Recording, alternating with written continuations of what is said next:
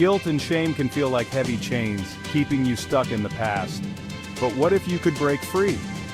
Today we'll explore how to release these emotions and reclaim your peace. Before we begin, take a deep breath. You are here in this moment, and that means you're ready to heal. Guilt and shame are often confused, but they are very different. Guilt says, I did something bad. Shame says, I am bad.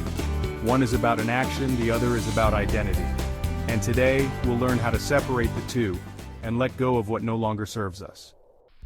These emotions often come from childhood, past relationships, or mistakes we've made. Sometimes they're placed on us by others, through judgment, criticism, or even trauma. But here's the truth. You are not defined by your past. You are allowed to grow, to change, and to forgive yourself. When we hold on to guilt and shame, it affects everything. Our confidence, our relationships, our ability to feel joy. We punish ourselves even when we don't have to. Think of these emotions like a heavy backpack you've been carrying for years. What if you could set it down? Letting go doesn't mean forgetting. It means accepting the past and choosing not to let it control you anymore. Steps to release guilt and shame. 1. Acknowledge it. Write down what you feel guilty or ashamed about. Say it out loud if you can. 2. Challenge it. Ask yourself, would I judge a friend this harshly? 3. Forgive yourself. You are allowed to move forward. You are more than your mistakes. 4. Replace the voice.